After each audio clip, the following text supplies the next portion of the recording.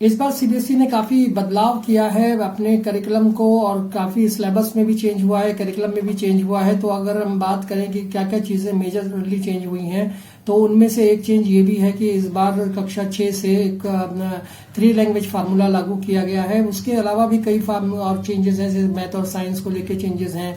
इसके अलावा एक और जो चेंज किया गया है वो ये है कि जो अब आर्ट एजुकेशन है या जो वोकेशनल एजुकेशन है उसको पढ़ाया जाएगा, फिजिकल एजुकेशन को पढ़ाया जाएगा, कंप्यूटेशनल थिंकिंग को पढ़ाया जाएगा, आर्टिफिशियल इंटेलिजेंस को डिफरेंट डिफरेंट लेवल पर शुरू किया जा रहा है। तो इस तरह से ये बदलाव तो कुछ जरूर आए हैं, और ये सब बदलाव अगर देखा जाए तो national education policy 2020, NCF national curriculum framework और द स्कूल एजुकेशन जो 2023 था, उस तीनों को मिलाकर ये सब उनका निचोड़ है। और अब ये धीरे धीरे करके पूरे देश में लागू कर दिया गया है, अनिवार्य कर दिया गया है। यानी मैं बात कर रहा हूँ लैंग्वेज की, 3 भाषाओं का जो फार्मूला है, 3 लैंग्वेजेस का जो फार्मूला है, उसे पूरे देश में लागू कर दिया गया है। अब चीज ये है कि ये जो कहाँ से शुरू होगा, सवाल खड़ा होता है कि क्या कौन सी क्लास से इसको फार्मूले को लागू किया गया है। तो सीबीएसई के मुताबिक क्लास 6 से लेकर ये 3 लैंग्वेज का फार्मूला इस साल शुरू होगा। 2026 में इसे क्लास 6 में ही लागू किया जाएगा सिर्फ। और जैसे जैसे वो क्लासेस, अब जो बच्चा भी क्लास 6 में, वो 7 में आएगा, फिर 8 में, फिर 9 में और 10 में। तो इस तरह से वो उसके साथ साथ 3 लैंग्वेज का जो फार्मूला है वो चलता रहेगा। और वो जब 10वीं क्लास में 2030 में आएगा, तो 2030 में उसके साथ वो 3 लैंग्वेजेस होंगी और तीनों लैंग्वेजेस को वो पढ़ेगा। फिर इसके बाद जो भी बच्चे आएंगे उनको 3 लैंग्वेज फार्मूले को ही अडॉप्ट करना पड़ेगा, उसी से आगे की पढ़ाई होगी। तो 2030 तक ये अभी जो बच्चे अभी हैं उनको ज्यादा 9 और 10 में है, या जो 8, 9, 10 में बच्चे हैं उनको अभी इसको अडॉप्ट करने की जरूरत नहीं है, ना ही ये भी उनके लिए है। ये सिर्फ अभी क्लास 6 से लागू हुआ है 3 लैंग्वेजेस का फार्मूला। लेकिन हाँ, धीरे धीरे करके 2030-31 का जब सेशन आएगा तो उसमें ये क्लास 10 में वो बच्चे जो अभी 6 में है वो 10 में आ जाएंगे, और फिर तब ये 3 लैंग्वेज फार्मूला उनके पास भी होगा। अब एनसीएफ की बात अगर हम करें, नेशनल करिकुलम फ्रेमवर्क के, और स्कूल एजुकेशन 2023 में अब जो भाषाओं की बात थी उसमें ये कहा गया था कि 3 लेवल भाषाओं के बताए गए हैं, R1, R2 और R3। R1 जो होता था वो फर्स्ट लैंग्वेज है, और R2 सेकेंड लैंग्वेज है, R3 जो है वो थर्ड लैंग्वेज है। इस तरह से ये 3 लैंग्वेजेस को इसमें अडॉप्ट किया गया है, शामिल किया गया है। अब बात ये आती है कि जो R1 भाषा है वो भारतीय भाषाएं या क्षेत्रीय भाषाएं होंगी। R2 आपकी इंग्लिश भाषा होती थी पहले की बात अगर हम करें, तो पहले जो R1, R2, R3 थे, तो उसमें जो R1 भाषा होती थी वो मातृभाषा या क्षेत्रीय भाषा होती थी। और उसके बाद जो R2 होता था वो अंग्रेजी की एक भाषा, हम सेकेंड लैंग्वेज जिसको बोलते थे, वो होती थी।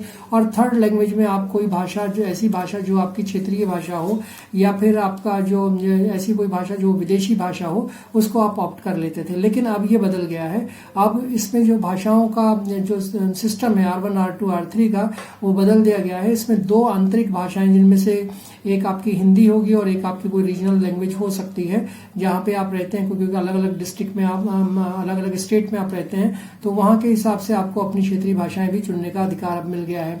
असल में ये जो स्किल को डेवलपमेंट करने के लिए, स्किल को बढ़ावा देने के लिए कोशिश की जा रही है कि जिससे ये जो लैंग्वेजेस हैं अगर आप सीखें तो इनसे आप आसानी से कन्वर्सेशन कर सकें, ये आपके लिखने पढ़ने में काम आ सकें। तो बात अगर ये करें कि ये 3 लैंग्वेज का फार्मूला क्यों लागू किया गया है, कोशिश ये है सरकार की कि दैनिक बातचीत में जो भाषाएं हम यूज करते हैं उन पर ज्यादा सेंट्राइज किया जाए, कि उनको ज्यादा सेंटर में रखा जाए। जैसे कि आप कोई बात है, कोई घटना आपने कहीं देखी, उसको आप वर्णन कर सके अपनी लैंग्वेज के अंदर, इसलिए इस लैंग्वेज के फार्मूले को लगाया गया है। अगर आप किसी पैराग्राफ को पढ़ लें, उस पैराग्राफ को पढ़ने के बाद आप उसे लिख भी सकें, ये एक इंटेंशन है जिससे कि आप ज्यादा अपनी भाषा में आप उसे अच्छे से लिख और पढ़ सकें। अभिव्यक्त आप उसे कर सकें, किसी भी चीज को अभिव्यक्त मतलब आप उसको शो कर सकें कि ये जो आपने पढ़ा है उसको ऐसे लिखा जाता है, जो लिखा हुआ है उसको ऐसे पढ़ा जाता है। तो ये तीनों लैंग्वेजेस के लिए जो है अभी गवर्नमेंट ने शुरू किया है, और ये तीनों लैंग्वेजेस में आपको जो है कोशिश ये करनी चाहिए कि वो तीनों लैंग्वेजेस आपको कहीं ना कहीं आती हों। सरकार की जहां तक बात है तो सरकार की कोशिश ये है कि वो बहुभाषावाद, यानी इसको हम अगर इंग्लिश में कहें तो मल्टी लिंग्विस्टिक अप्रोच को बढ़ाना चाहती है देश में। और उसमें ये कहा गया है कि एनईपी जो है वो अगर भाषाएं आप ज्यादा सीखेंगे तो आपको आगे बढ़ने में मदद होगी, और अगर आप कहीं इसको यूज करना चाहें, अपनी स्किल बनाना चाहें, या अगर आप इससे कुछ अवसर प्राप्त करना चाहें करियर में, तो इसमें आपको ज्यादा अवसर मिलेंगे अगर आप 3 लैंग्वेजेस को लेके अपनी पढ़ाई को करते हैं। तीसरी भाषा का जहां तक सवाल है तो इसमें ये भी है कि जो एक छूट इसमें थोड़ी सी दी गई है कि अगर मान लीजिए आपके पास एक थर्ड लैंग्वेज है तो थर्ड लैंग्वेज में जो भी आप बोर्ड का एग्जाम होगा उस बोर्ड के एग्जाम में जो मार्क्स होंगे वो आपकी जो थर्ड लैंग्वेज की भाषा है उसको उसके जो मार्कशीट है उसके अंदर मतलब उसका कोई पेपर नहीं होगा, बल्कि उस पेपर उसका जो एग्जाम होगा वो इंटरनल टाइप से एग्जाम होगा जो स्कूल बेस्ड मूल्यांकन उसका किया जाएगा, यानी स्कूल में ही इसका मूल्यांकन कर दिया जाएगा और स्कूल में ही इवैल्यूएशन करके उसके मार्क्स दिए जाएंगे। अब ये सवाल है कि ये R1 R2 R3 जो भाषाएं हैं उनका असल में गणित है क्या इसे जो है कक्षा 6 में जो बच्चे ले रहे हैं वो R1 की जो लैंग्वेजेस हैं उसमें कौन कौन सी लैंग्वेज उनको लेनी पड़ेंगी। तो इसमें अगर आप बात करें तो R1 वो भाषा है जो बच्चा सबसे ज्यादा जिससे जो है अभिव्यक्त कर सके, जिसमें ज्यादा सहज हो सके। सहज का मतलब है कंफर्टेबल हो सके, जिसे हिंदी में सबसे ज्यादा, जैसे मान लीजिए वो हिंदी में सबसे ज्यादा कंफर्टेबल है तो यहाँ R1 उसकी जो भाषा होगी वो हिंदी होगी, हिंदी में उसे पढ़ाया जाएगा। और अगर R2 भाषा की बात करें तो R2 दूसरी भाषा होगी, वो एक स्टैंडर्ड भाषा होगी और ये आपकी रीजनल लैंग्वेज भी हो सकती है और इसलिए जो सेकंड लेवल की लैंग्वेज होगी। और थर्ड लैंग्वेज की अगर आप बात करें तो ये एक अनिवार्य नई भाषा है और ये कक्षा 6 से शुरू होगी। इसमें सबसे बड़ा जो चौंकाने वाला चीज है वो ये है कि अंग्रेजी को अब जो है सरकार ने वो थर्ड लैंग्वेज मान लिया है, वो अब सेकंड लैंग्वेज में नहीं है बल्कि थर्ड लैंग्वेज में माना गया है। इसका मतलब साफ हुआ कि अगर आप चाहते हैं कि आपका बच्चा अंग्रेजी में पढ़े तो आपको 2 भारतीय भाषाएं ऑप्ट करनी पड़ेंगी, जैसे हिंदी संस्कृत, आप कुछ भी ले सकते हैं हिंदी के अलावा साथ में।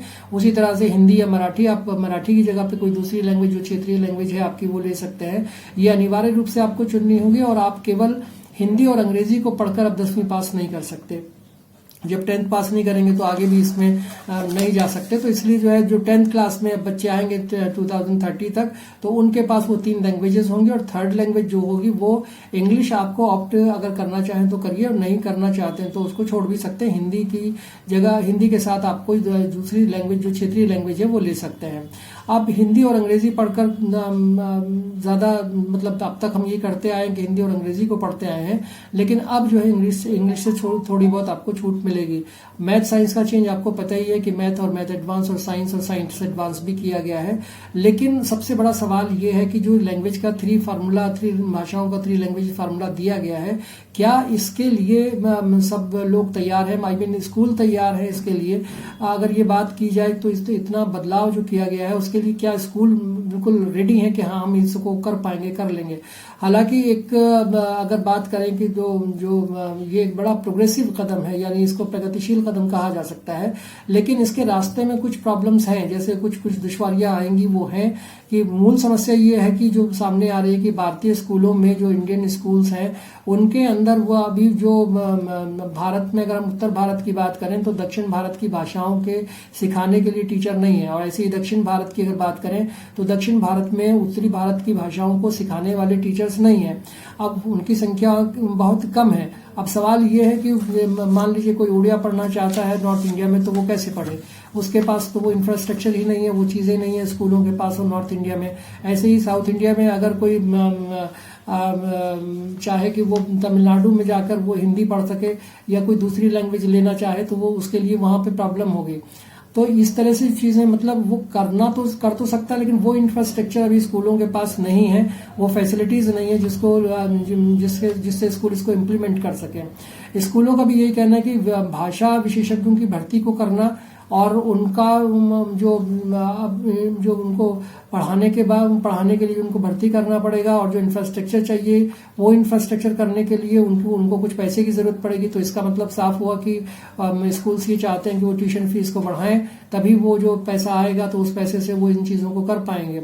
लेकिन इसके अलावा भी कई छोटे शहर ऐसे हैं जिनके पास अभी तक AI का इंफ्रास्ट्रक्चर नहीं है या कोडिंग का इंफ्रास्ट्रक्चर नहीं है, तो वो कैसे इसको करेंगे? वो इसे अनिवार्य जो बना दिया गया है तो उसको कैसे इम्प्लीमेंट करें, ये एक प्रॉब्लम आ रही है। उनके पास जो छोटे शहर है वहाँ लैब नहीं है AI की, वहाँ कोडिंग की सिखाने वाले लोग नहीं है, भाषाओं को सिखाने वाले लोग नहीं है।